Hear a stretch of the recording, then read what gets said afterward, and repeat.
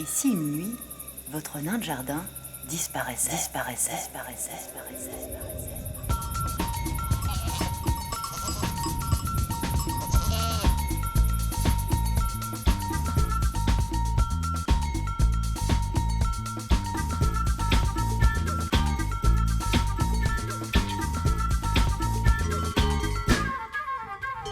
Schwytz, qu'est-ce que ça vous évoque? Ah ben c'est le canton formateur de notre Suisse. Le pacte, un des premiers. Ouais. Puis voilà, sans plus quoi. Schwytz, Unterwald. et Suisse centrale, les petits pays, bon, des fois un peu trop renfermés à mon goût, mais... C'est ça que je connais pas grand-chose. Hein. ça je connais pas trop. Coucou la Suisse, aujourd'hui, Schwytz. Peter, le plus célèbre des nains de jardin, nous emmène à Schwytz, chef-lieu du canton. À Einsiedeln, le plus célèbre lieu de pèlerinage du pays. À Goldau, dans un parc animalier très suisse. Au sommet du mont Rigi, le point culminant du canton. Sur l'Axenstrasse, la petite route qui longe le lac des Quatre Cantons. Et à Gersau, qui fut longtemps le plus petit État d'Europe.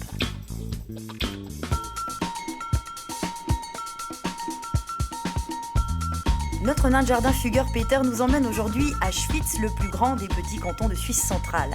Avec ses 111 000 habitants, il fait figure de métropole face à ses petits voisins. Faut-il le rappeler, Schwytz, Uri et Unterwald ont donné naissance à la Suisse en concluant en 1291 une alliance historique. Aller à Schwytz, c'est un peu revenir à ses origines, là où la Suisse bat plus fort. La petite ville de Schwytz semble prisonnière de ses montagnes, les Mitten et le Rottenfluh, qui culminent à près de 1900 mètres. Car Schwytz, c'est un pays de montagne et le chef-lieu du canton s'accroche comme il peut à sa colline. Toute la ville est en pente, les habitants entretiennent leurs beaux mollets. Sur la place centrale de Bié, l'hôtel de ville, le clou du spectacle. Ses façades rappellent les moments les plus héroïques de l'histoire suisse, la bataille de Morgarten et le pacte de 1291.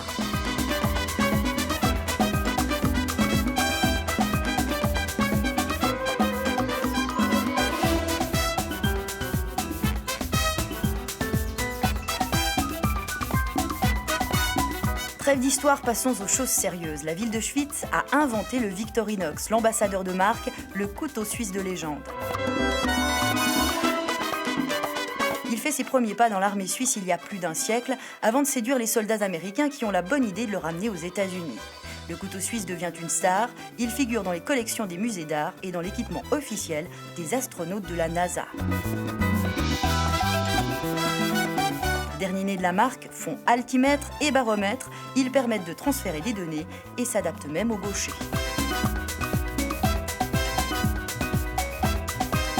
À Schwytz, il est donc facile de s'acheter un couteau suisse. Il est en revanche plus difficile de choisir entre l'un des 500 modèles du catalogue. À défaut d'inspiration, Peter me suggère de choisir le modèle de base, genre MacGyver.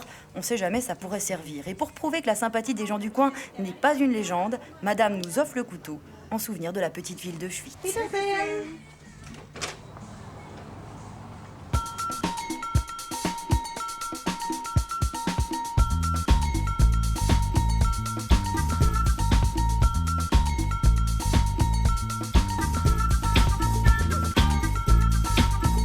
En empruntant la route qui gravit la montagne, on rejoint Einsiedeln et ses 12 000 habitants. Au premier regard, cela paraît incroyable qu'une petite ville se soit nichée ici. Et au deuxième coup d'œil, on aperçoit un édifice majestueux, l'église abbatiale. Nous sommes sur l'autoroute des pèlerins en route pour Saint-Jacques-de-Compostelle en Espagne. Ils marchent religieusement, s'arrêtant ci et là pour recevoir le gîte et la nourriture. Einsiedeln est un passage clé. Chaque année, 200 000 pèlerins viennent ici se recueillir.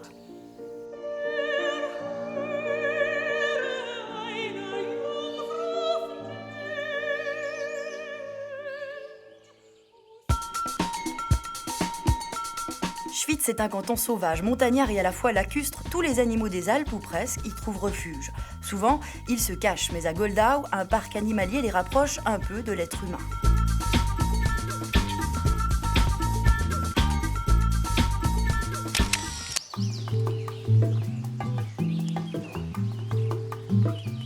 Nous sommes à l'intérieur d'un vaste espace intact. Il regroupe 800 animaux, 100 espèces différentes dont la majorité vit en Suisse. Monica est une une jeune étudiante zurichoise en biologie. En été, elle devient ranger et guide les visiteurs à travers le parc. Alors, ce sont des cerfs Sika qui peuvent aller où ils veulent, ici dans ces régions du parc. Et c'est très joli pour les enfants, spécialement parce qu'on peut leur donner quelque chose à manger et on peut les caresser, mais seulement si les cerfs veulent, parce que Sinon, il mord. oui, ça se passe qu'ils ne veulent pas et alors ils partent.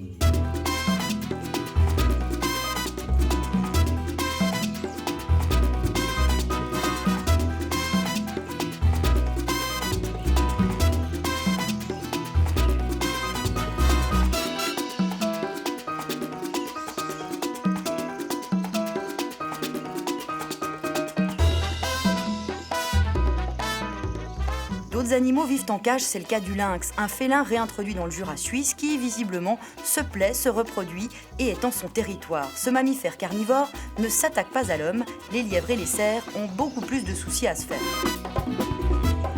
Ce jour-là, nous sommes chanceux, en pleine journée, de petites oreilles poilues à l'extrémité apparaissent derrière le feuillage. Le lynx, grand seigneur, nous offre le privilège de sa présence.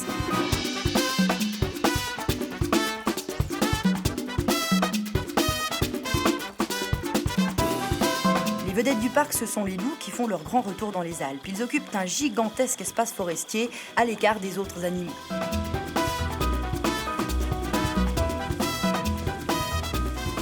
Une trentaine d'enfants a passé la nuit ici dans la paille, à quelques mètres seulement du grillage des dangereux prédateurs. Durant une semaine, ces jeunes vacanciers découvrent les différents animaux qui vivent en Suisse, leur nourriture, leur mode de vie. À la fin de ce stage, ils seront rangers à l'intérieur du parc et pourront partager leurs connaissances. Pour l'instant, l'atelier se concentre sur les loups. Les apprentis rangers nous accompagnent devant le grillage. Ich liebe eigentlich auch Tiere und ich mag einfach gerne Luchse und Wölfe. Und darum habe ich mich angemeldet. Weil ich gerne Tiere habe und weil ich auch gerne in den Zoo gehe und die Tiere ein bisschen näher. À contre-cœur, nous quittons l'univers un peu magique de Goldau. Les apprentis rangers sont du travail, d'autant plus que nous sommes attendus par la reine des montagnes. Rien que ça, le plus haut sommet du canton. Le Mont Rigi a une histoire, une belle histoire. En 1871, c'est le premier sommet en Europe qu'un chemin de fer parvient à gravir. Un train à crémaillère développé par l'ingénieur suisse Riggenbach. Le Rigi invente le tourisme d'altitude et tout le monde s'y presse. Aujourd'hui, rien n'a changé.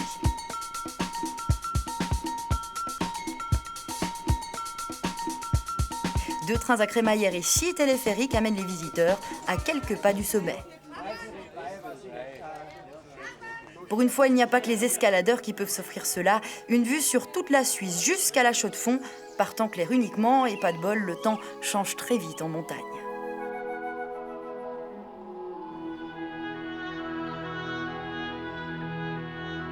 À 1787 mètres, nous nous offrons un dernier panorama et un rafraîchissement avant de redescendre vers ce superbe lac que nous venons d'entrevoir, le lac des 4 cantons.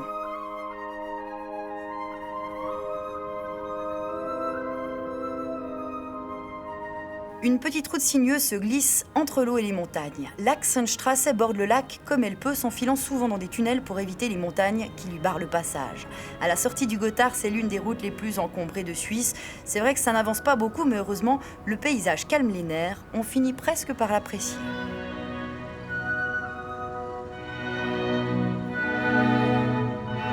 Fin du voyage, Gersau et son poste de douane à l'entrée du village. Ce n'est qu'une marionnette, mais elle rappelle que Gersau est restée une république indépendante durant plus de 5 siècles. Ce petit bout de terre de 24 km² avait ses lois, son chef, ses frontières. C'était alors le plus petit État d'Europe. Mais en 1803, Gersau se laisse séduire et rejoint finalement le canton de Schwyz.